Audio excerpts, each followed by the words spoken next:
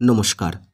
সত্যমঙ্গল চ্যানেলের সকল দর্শক এবং শ্রোতা বন্ধুদের জানাই আন্তরিক শ্রদ্ধা ও ভালোবাসা। আজ আমরা এই ভিডিওর মাধ্যমে একটি অত্যন্ত গুরুত্বপূর্ণ বিষয়ের উপর আলোচনা করব। সুখ দুঃখ দুই ধরনের, শারীরিক ও মানসিক। শারীরিক দুঃখের নিবৃত্তির জন্য আছেন ডাক্তার, আছে ওষুধ। মাথা ধরলে, হাত কেটে গেলে, পা মুচকে গেলে, পেটে ব্যথা হলে ওষুধ দিয়ে সে সব দূর করা যায়।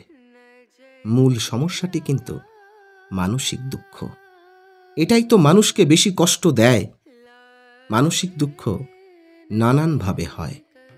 প্রিয়জনের মৃত্যুতে, অন্যের দুর্ব্যবহারে, কাম্য বস্তু না পেলে, ভবিষ্যতের আশঙ্কায়, ইত্যাদি ইত্যাদি। এগুলি থেকে মুক্তি পাওয়া যায় কিভাবে? প্রিয়জনের মৃত্যুতে দুঃখ পাচ্ছি আমি যখন কোনো প্রিয়জনের মৃত্যুতে কাঁদি, তখন এই কান্নার আসল কারণ কি? আজকে আমরা এই ভিডিওর মাধ্যমে সেটাই জানবার চেষ্টা করব। আজকের আলোচনাটি আমরা করব স্বামী সোমেশ্বরানন্দ মহারাজের কথা থেকে। অপূর্ব অসাধারণ আলোচনা করেছেন মহারাজ বলছেন, আমার মনটাকে আমি দিয়ে রেখেছি বিভিন্ন লোকের ওপর, মা, বাবা, ভাই, বোন, বন্ধু, আত্মীয় প্রভৃতিকে। এরা যেন এক একটি থামের মতো, যে থামগুলির ওপর আমার মনটি দাঁড়িয়ে আছে। মানসিক দিক থেকে আমি তাদের ওপর নির্ভর করছি। কোনো প্রিয়জন মারা যাওয়ার অর্থ আমার মানসিক নির্ভরতা, সাইকোলজিক্যাল ডিপেন্ডেন্সি, একটি থাম ভেঙে যাওয়া। ফলে আমার মনের যে অংশটি ওই থামের ওপর দাঁড়িয়েছিল, সেই অংশটি নির্ভর করার কিছু পায় না, যেন শূন্যে ঝুলতে থাকে। এই শূন্যতা বোধই দুঃখের আকারে প্রকাশিত হয়। প্রিয়জনের প্রতি আমাদের যে ভালোবাসা, সেটির রূপ কি ছিল? তাকে আমি যে ভালোবাসতাম, সেই ভালোবাসাটা ছিল আত্মকেন্দ্রিক, সেলফ সেন্টার্ড।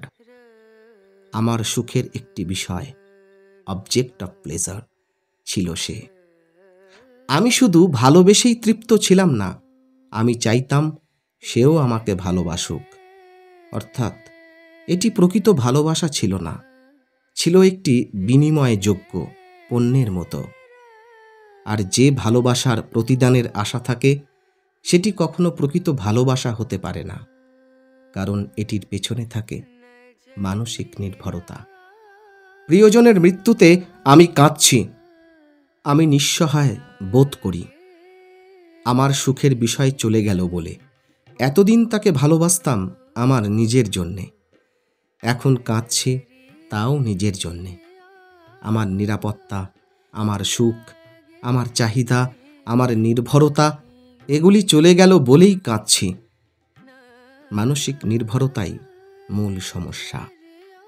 মানুষ এজন্যই নির্ভর করে তার স্ত্রী, সন্তান, বন্ধু, আত্মীয়ের ওপর। মানুষ এভাবে নিরাপত্তা চায়। কিন্তু এ জগতে প্রকৃত নিরাপত্তা বা চিরস্থায়ী বলে কিছু আছে কি? প্রথমত, এ জগতে আছে মৃত্যু, স্ত্রীর, সন্তানের, মা বাবার, ভাই বোনের, বন্ধু আত্মীয়ের। দ্বিতীয়ত, সব কিছুই, সব মানবিক সম্পর্ক পরিবর্তনশীল। আপনার মন না বদলালেও আপনার প্রিয়জনের মন বদলে যেতে পারে। দুষ্মন্ত শকুন্তলাকে ভুলে গিয়েছিল। ডেসডিমোনার মৃত্যু হয়েছিল ওথেলোর হাতে। এইভাবে সমস্যাটিকে ভালোভাবে বুঝতে হবে। এর সমাধানে ঠাকুর বলেছেন, সংসারে সকলকে নিয়ে থাকবে যেন তারা কত আপনার, কিন্তু মনে মনে জানবে তারা তোমার কেউ নয়। প্রশ্ন হতে পারে, সংসার দাঁড়িয়ে আছে ভালোবাসার উপর। কেউ যদি মনে করে স্ত্রী, সন্তান কেউ তার নয়, তবে তাদের উপর তার ভালোবাসা থাকবে না, এবং এরকম হলে সংসার টিকবে না। এ ধারণা কিন্তু ঠিক নয়। একটি অচেনা বাচ্চাকে দেখলে আপনি তাকে আদর করতে যান কেন? বাচ্চা ছেলে মেয়েকে সবাই ভালোবাসে কেন? দেখুন, কেন ভালোবাসে তা নিয়ে কেউ মাথা ঘামায় না। তখন ভালোবাসাটা যেন স্বতঃস্ফূর্তভাবে উপস্থিত হয়। কেন? কারণ আপনি ওই বাচ্চাটির কাছ থেকে কিছুই কামনা করেন না। টাকা নয়, সম্মান নয়, এমনকি আপনার ভালোবাসা পেয়েও শিশুটি যদি আপনাকে মারে তবু আপনি রাগ করেন না। আপনার মন যখনই নিষ্কাম হয় তখনই অন্তরের ঐশ্বর্য, ভালোবাসা নিজেই বেরিয়ে আসে। আবার দেখুন, আপনার নিজের ছেলেমেয়েরা যখন খুব ছোট ছিল তখন তাদের যতখানি তীব্রভাবে ভালোবাসতেন, ওরা যত বড় হতে থাকে আপনার ভালোবাসাও যেন আগের থেকে একটু কমে আসে। কেন এমন হয়? ওরা যখন ছোট থাকে তখন আপনি ওদের কাছ থেকে কিছুই আশা করেন না, কিন্তু ওরা যত বড় হতে থাকে আপনার প্রত্যাশাও তত বাড়তে থাকে। আপনি তখন আশা করেন আপনার ছেলে বাড়ির বাজারটা করে দেবে, ইলেকট্রিক বিলের টাকাটা জমা দিয়ে আসবে, আপনার মেয়ে অন্তত চা তৈরি করে দেবে, ভাতের জলটা চাপিয়ে দেবে, কাপড়টা ইস্ত্রি করে দেবে।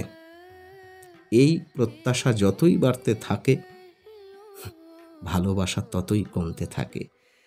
কিন্তু আপনি ওদের কোনো সাহায্যের প্রত্যাশা না করেই যদি নিজের কর্তব্য করে যান, দেখবেন আপনার ভালোবাসা ঠিকই আছে। বর্তমানে সংসারে এত টেনশন কেন, কনফ্লিক্ট কেন? কারণ এই দেনা পাওনার ভাবটা বাড়ছে। ছেলে বিয়ের পর মা বাবাকে সহ্য করতে পারছে না, বৌদি বেকার দেবরকে দেখতে পারে না, নিজের অবিবাহিত বোনকে মানুষ গলগ্রহ ভাবে। ঠাকুর তাই বলছেন, মনে মনে কাউকেই নিজের বলে না ভাবতে, অর্থাৎ অধিকার বোধের ভাবটি না রাখতে।